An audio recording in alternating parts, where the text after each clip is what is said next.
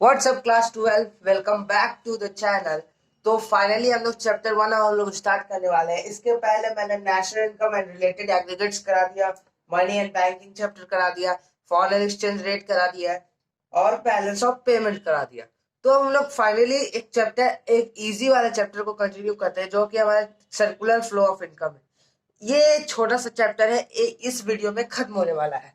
तो circular flow of income का सबसे पहले हम लोग मीनिंग देखते हैं। देखो, refers to cycle of generation of income in the production process।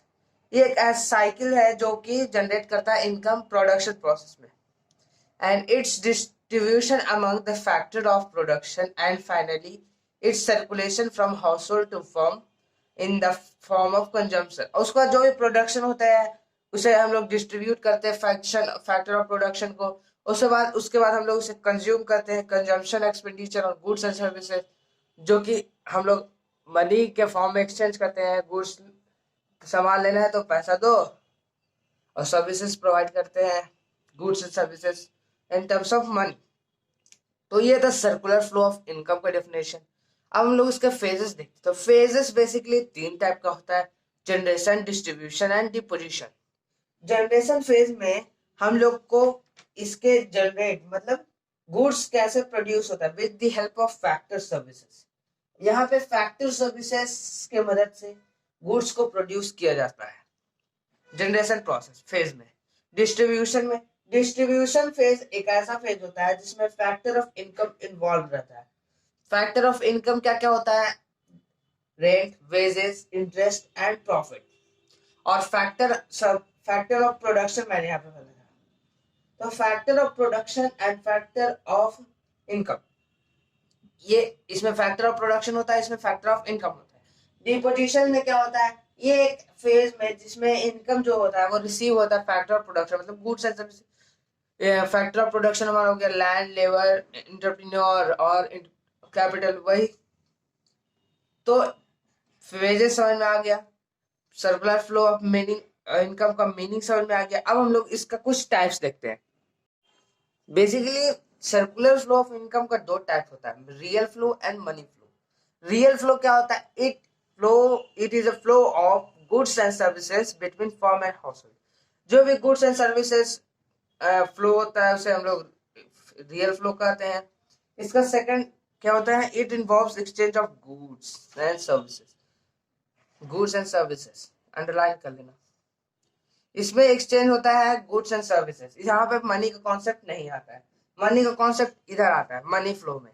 देखो, मनी फ्लो का डेफिनेशन यही हो जाएगा: it is flow of goods and services के जगह पे money between firm and house hold. जिधर भी इधर गुड्स एंड सर्विसेज है इधर मनी हो जाएगा वहां पे। तो मनी फ्लो समझ में आ गया। इज मैं पढ़ लेता हूँ एक बार: it is flow of money between firm and household. जो भी गुड्स एंड सर्विसेज कंज्यूम करना है तो उसके लिए पहले मनी दिया है, उसके बाद ना गुड्स मिलता है हम लोग को मार्केट से। It involves exchange of goods and services की जगह पे मनी, यहाँ पे मनी का एक्सचेंजेबल होता है। और it is also known as nominal flow. इसे हम लोग नॉमिनल फ्लो भी कहते हैं मनी फ्लो को। और रियल फ्लो को हम लोग फिजिकल फ्लो भी कहते हैं। लिख देता हूँ मैं, फिजिकल फ्लो। उम्मीद है गाइस आप लोग को सर्कुलर फ्लो ऑफ इनकम समझ में आ गया होगा। अब हम लोग देखते हैं टू सेक्टर इकोनॉमी। तो गाइस टू सेक्टर इकोनॉमी में हम लोग को पढ़ना है कि हाउस होल्ड और फर्म, इन दोनों के एक्सचेंजेबल क्या क्या होता है in two sector economy. Two sector economy क्यों कहा गया? क्योंकि यहाँ पे सिर्फ हाउस होल्ड है और फर्म है, गवर्नमेंट, फाइनेंशियल मार्केट ये सब इसमें नहीं है। तो इसीलिए हम लोग इससे टू सेक्टर इकोनॉमी करते हैं। देखो, टू सेक्टर इकोनॉमी को आराम से कर लेना क्योंकि ये 3-4 मार्क्स का क्वेश्चन आ जाता है कभी कभी एग्जाम में। तो देखो, जिधर जिधर एरो है उधर उधर तुमको समझना है कि उस साइड से गया हुआ है। जैसे हाउस होल्ड से इस साइड से एरो इधर गया हुआ है, इधर एरो मतलब हाउस होल्ड से फॉर्म। तो ये वाला पार्ट तुम थोड़ा आराम से देख लेना, पढ़ लेना। देखो, हाउस होल्ड से फॉर्म मैंने लिखा है यहाँ पे एफ एस। एफ एस मतलब फैक्टर सर्विसेज। फैक्टर सर्विसेज हमारा क्या क्या होता है? लैंड, लेबर, और क्या होता है? Capital and entrepreneur.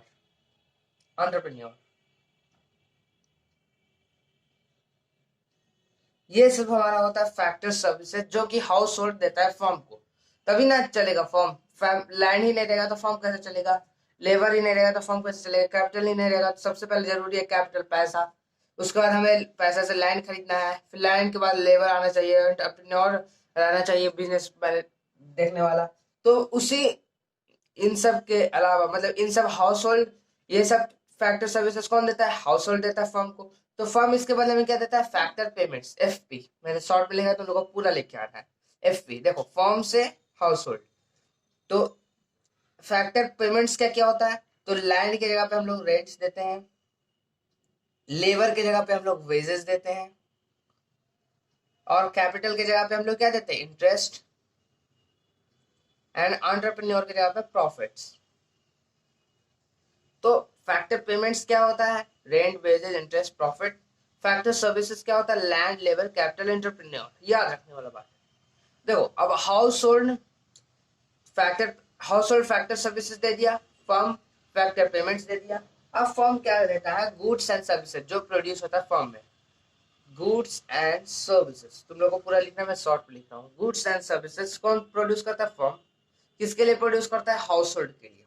ठीक है, तो हाउस होल्ड उसके पहले भी क्या देगा, consumption, consumption expenditure,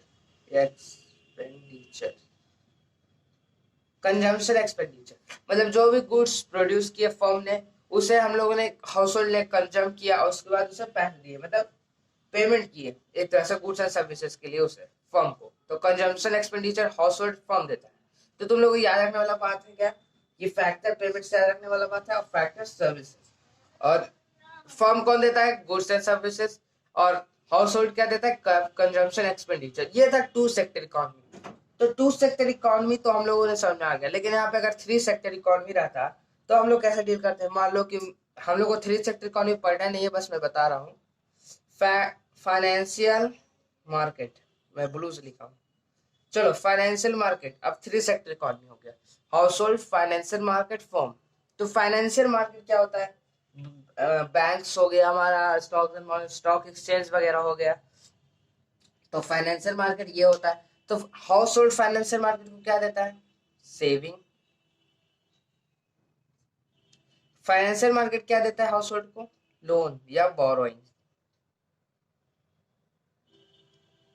same type इधर भी है गाइस। फाइनेंशियल मार्केट फर्म्स को क्या दे सकता है, लोन्स दे सकता है, बोरोइंग्स दे सकता है। और फर्म्स क्या दे सकता है, अपना पैसा फाइनेंशियल मार्केट में डिपॉजिट कर सकता है, तो इस यहाँ सेविंग कर सकता है फर्म।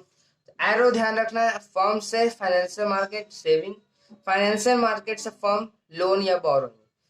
ये दोनों में सेम ही रहता है, हाउस होल्ड में और फर्म में। फर्म क्या देता है, फाइनेंशियल मार्केट सेविंग, और सेविंग फाइनेंशियल मार्केट क्या देता है, हाउस होल्ड को फर्म। अब जैसे हम लोगों को गाड़ी खरीदना है तो हम लोग लोन पर गाड़ी ले सकते हैं, बोरोइंग करके लोन ले लिए तो वो हाउस होल्ड में लोन में आ जाएगा। लेकिन वही चीज अगर फर्म अपना बिजनेस को बड़ा बड़ा करना चाहता है तो वो लोन लेगा फाइनेंशियल मार्केट से, तो इस साइड वाला आ जाएगा। तो थ्री सेक्टर इकोनॉमी समझ आ गया आपको, टू सेक्टर इकोनॉमी समझ में आ गया। मैं सोचा था फोर्थ सेक्टर इकोनॉमी में पढ़ा दूं, लेकिन फोर्थ सेक्टर इकोनॉमी ज्यादा हो जाएगा, इसलिए टू थ्री सेक्टर इकोनॉमी तक ही रखते हैं। अब एक लास्ट कॉन्सेप्ट आ जाता है गाइस, अब हम लोग उसे देखते हैं। अब हम लोग का लास्ट कॉन्सेप्ट आता है स्टॉक एंड फ्लो का डिफरेंसेस। देखो स्टॉक क्या होता है, it refers to that variable which is measured at a particular point of time. एक ऐसा वेरिएबल जो कि पर्टिकुलर पॉइंट ऑफ टाइम में मेजर किया जा सके। कौन कौन सा हो जाएगा, मनी सप्लाई हो गया, और फिर इसका पॉपुलेशन, अगर एक डेट का बात करें तो एक पॉपुलेशन भी हो सकता है कि जैसे मान लो कि कोई भी डेट ले लिया जाए, जैसे 31/3/2018 को कितना पॉपुलेशन था इंडिया। तो एक पर्टिकुलर पॉइंट ऑफ टाइम में जो चीज मेजर किया जा सकता है उसे हम लोग, जो वेरिएबल को मेजर किया जा सकता है उसे हम लोग स्टॉक कहते हैं। It doesn't have time dimension, इसके पास कोई टाइम डायमेंशन नहीं होता है। It is statics concept, static concept सुनने में ही लग रहा है।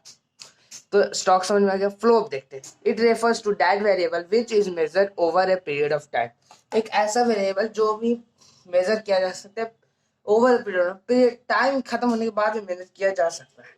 जैसे हमारा नेशनल इनकम हो गया, हम लोग पता है कि नेशनल इनकम कौन सा फ्लो होता है हमारा, नेशनल इनकम क्या होता है, स्टॉक होता है कि फ्लो होता है, फ्लो होता है ऑब्वियसली।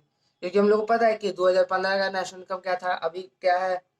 तो फ्लो हम लोग को पता है कि over a period of time में मेजर किया जा सकता है।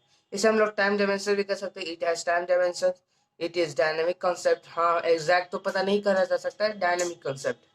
तो स्टॉक और फ्लो का डिफरेंस समझ में आ गया गाइस। आई होप आप लोग को ये चैप्टर समझ में आ गया होगा।